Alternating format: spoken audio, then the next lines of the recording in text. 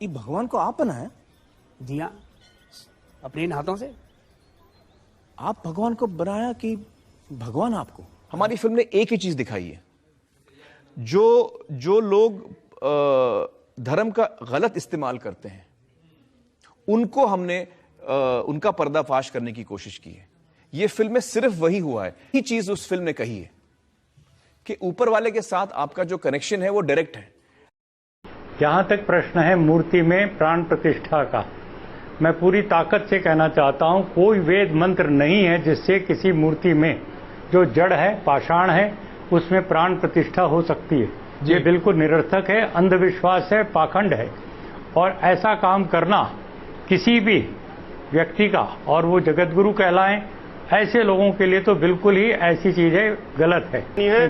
नाम आशीष है, मैं नेरुल से आया हूँ, मैं बीपीओ एग्जीक्यूटिव हूँ। मेरा आपसे एक सवाल है, इस्लाम में हर गुनाह माफ है, लेकिन शिर्क की माफी क्यों नहीं है? अगर इंसान कत्ल करता है उसे माफी है, जिना करता है उसे माफी है, लेकिन शिर्क की माफी क्यों नहीं है?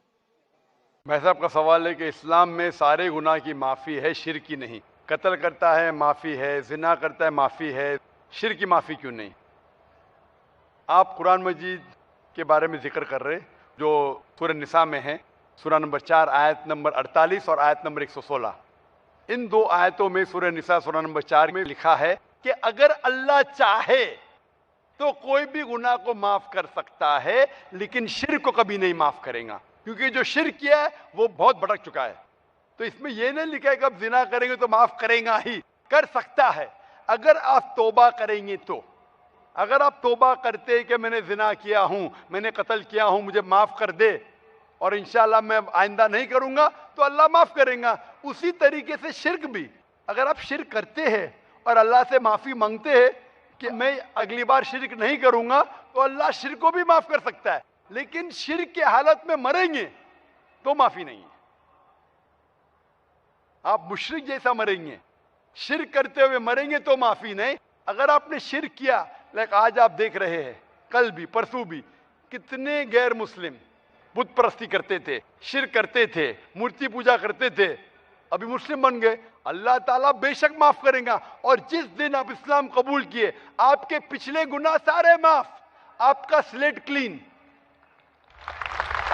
मैं माशाल्लाह अभी 46 साल का हूं, अच्छे काम करता हूं, इंसान हूं, गलतियां भी करता हूं। आप अगर इस्लाम कबूल करें, आपका स्लेट क्लीन। मेरे तो स्लेट में तो काफी चीज ऊपर नीचे है। अगर आप इस्लाम कबूल करें तो अल्लाह के रसूल फरमाते आपके सारे गुनाह माफ, स्लेट इज क्लीन। तो आप एक साफ सुथरे मुसलमान बनते, इसके बाद हिसाब किताब शुरू होगा। तो अगर आप मूर्ति पूजा करते थे, नहीं करेंगे तो क्यों माफी नहीं? सबसे बड़ा गुनाह है, क्योंकि अगर आप जिना करते गलत है, आप रेप करते गलत है, लेकिन आप उस इंसान को चोट पहुंचा रहे। आप अगर कत्ल करते गलत करते, लेकिन अगर मूर्ति पूजा करते तो उस खालिक के नाफरमान हैं, उस खालिक को गाली देने से फर्क नहीं पड़ता है।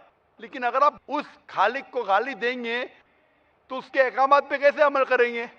आप उसके बताए रास्ते पे भी नहीं चलेंगे, आपका नुकसान होगा। तो आपके नुकसान को रोकने के लिए खुदा कहता है कि मूर्ति पूजा मत करो, कि मूर्ति पूजा करेंगे तो आप उसके जो अहकामात पे अमल नहीं करेंगे, आपको नुकसान होगा, उसके साथ साथ और भी गुनाह करेंगे। इसीलिए मूर्ति पूजा करने वाला सबसे ज्यादा बहका हुआ इंसान है। लेकिन अगर आप गलती के लिए माफी मांगते हैं और कहेंगे कि अगली बार नहीं करेंगे, तो अल्लाह ताला आपको माफ करेगा। मैं पूछना चाहता हूं, आप मूर्ति पूजा में मानते हैं भाई साहब? जी मानते हैं। क्यों, आपको लगता नहीं गलत है? आप क्या हिंदू है? जी। आपके मजहबी किताब में लिखा है, छंदों के उपनिषद में चैप्टर नंबर 6 अध्याय नंबर 2 श्लोक नंबर 1, एकम अद्वितीयम, खुदा एक है, उसके अलावा कोई नहीं है। लिखा है श्वेता श्वेतार उपनिषद में अध्याय नंबर 6 मंत्र नंबर 9, नाचस्य कस्य जनिता न चदीपा, उस ईश्वर, उस भगवान का कोई रब नहीं, उसके कोई वालदेन नहीं। लिखा है श्वेता श्वेता उपनिषद में चैप्टर नंबर 4 मंत्र नंबर 19 में, न तस्य प्रतिमा अस्ति, उस ईश्वर, उस भगवान की कोई प्रतिमा नहीं, कोई अक्ष नहीं, कोई पिक्चर नहीं, कोई पेंटिंग नहीं, कोई फोटोग्राफ नहीं, कोई मूर्ति नहीं, कोई बुत नहीं। लिखा है यजुर्वेद में चैप्टर नंबर 32 वर्ष नंबर 3 में, मंत्र नंबर 3 में, न तस्य प्रतिमा अस्ति, उस ईश्वर, उस भगवान की कोई प्रतिमा नहीं, कोई अक्ष नहीं, कोई पिक्चर नहीं, कोई पेंटिंग नहीं, कोई फोटोग्राफ नहीं, कोई बुत नहीं, कोई मूर्ति नहीं। तो साफ तौर पे कई जगह आप हिंदू की मजहबी किताब में लिखा है कि मूर्ति पूजा गलत है, तो क्यों आप मूर्ति पूजा करते? भाई साहब जी, इस बारे में मुझे सही तालीम नहीं है, मुझे थोड़ा वक्त चाहिए। मैं इतने हवाले दे रहा हूं कि आपको लगता है कि मैं फेंकते जा रहा हूं, हवाले के हवाले दे रहा हूं, आप नोट कीजिए जी। आप लाइब्रेरी में जाइए, आपको वेद नहीं मिलता है तो हमारी लाइब्रेरी में जाओ, इस्लामिक रिसर्च फाउंडेशन। हमारे इस्लामिक रिसर्च फाउंडेशन में आपको वेद का तर्जुमा मिलेगा, महाभारत का तर्जुमा मिलेगा, भगवत गीता के कम से कम 30 तर्जुमे मिलेंगे, बाइबल मिलेगा, बाइबल का तर्जुमा मिलेगा, कुरान का तर्जुमा मिलेगा, हदीस का तर्जुमा मिलेगा। मैं नहीं जानता हूं कहीं भी हिंदुस्तान में इतने मजहबी किताब का तर्जुमा मौजूद है। इस्लामिक रिसर्च फाउंडेशन में फ्री लाइब्रेरी, एयर कंडीशन में बैठो, फ्री पढ़ो, इंशाअल्लाह आपको चाय पानी भी दूंगा मैं। चाय पानी रिश्वत नहीं है, तो क्या आप ठंडे दिमाग से, कभी ठंडा दूंगा कभी चाय पानी, तो आप अच्छे दिमाग से रिसर्च कीजिए। हमारे पास कंप्यूटर सॉफ्टवेयर है, आप क्या जानना चाहते हैं वेद के ऊपर बटन दबाओ, मिलेगा आपको। किधर लिखा है मूर्ति पूजा हराम है? बटन दबाओ, कंप्यूटर में निकलेगा बाहर। वेद के कंप्यूटर सॉफ्टवेयर है, बाइबल के कंप्यूटर सॉफ्टवेयर है, कुरान के कंप्यूटर सॉफ्टवेयर है, हदीस के। तो मैं आपसे दरखास्त करता हूं कि आप रिसर्च कीजिए कि खुदा एक है, रिसर्च कीजिए कि मूर्ति पूजा गलत है, रिसर्च कीजिए कि आखिरी पैगंबर मोहम्मद सल्लल्लाहु अलैहि वसल्लम है। और मैं दुआ करता हूं कि आपको हक जल्दी मिलेंगे ताकि आप इस दुनिया और आखिरत में सफलता पाए। शुक्रिया। बहन ने सवाल पूछा है कि इस्लाम में नज़दीक के रिश्तेदार फर्स्ट कज़न को शादी करने की इजाज़त क्यों है, और मैं डॉक्टर हूं तो मैं सवाल का जवाब अच्छी तरीके से दे सकूँगा। जो बहन का सवाल है कि आप इस्लाम में फर्स्ट कज़न, चाचाजाद भाई या बहन से शादी करने की इजाज़त है, ये क्यों है?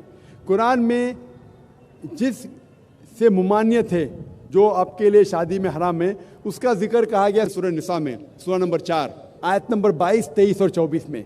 मैंने पहले भी कहा हूँ कि इस्लाम में कहा गया कि आप अपनी माँ से नहीं शादी कर सकते, आपकी बहन से नहीं, आपकी बेटी से नहीं, आपके भाई के बेटी से नहीं, आपके बहन के बेटी से नहीं, आपके वालदा के बहन से नहीं, आपके वालिद के बहन से नहीं, वगैरह वगैरह। इसके अंदर चचाजाद भाई और बहन का जिक्र नहीं है, तो क्यों अलाउड है? इसे कहते हैं कॉन्सैंग्यूनियस मैरिजेस, अंग्रेजी में कहते हैं कॉन्सैंग्यूनियस मैरिजेस।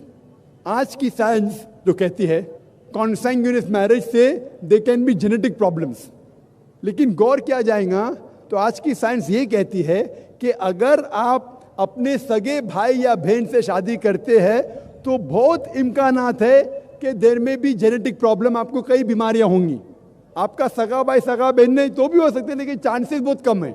इस्लाम में चचाजाद भाई और चचाजाद बहन या फर्स्ट कज़न से शादी करने की इजाज़त है। तो साइंस ये नहीं कहती कि फर्स्ट कज़न से करेंगे तो प्रॉब्लम होंगे, लेकिन अगर लगातार कंटिन्यूसली जनरेशन आफ्टर जनरेशन, पीढ़ी के बाद पीढ़ी करते रहेंगे तो चांसेस है कि प्रॉब्लम हो सकता है। डॉक्टर अहमद सकर अपने तकरीर में कहते हैं कि अल्लाह के रसूल ने कहा है कि जनरेशन आफ्टर जनरेशन, लगातार पीढ़ी के बाद पीढ़ी अपने फर्स्ट कज़न, चचाजाद बहन या भाई में शादी मत करो, इससे बीमारी के इम्कानात है। लेकिन एक बार करने से नहीं है, डायरेक्ट सगा बहन और भाई से करेंगे तो बीमारी होंगी, आमतौर पे नहीं होंगी। Hope the answer the question. अगला सवाल माइक नंबर 3 से, आखिरी सवाल। अभी जो मैंने सवाल किया था मैं उसी की इस्लाह चाह रही थी। मैं आपका नाम जानना चाहता हूँ।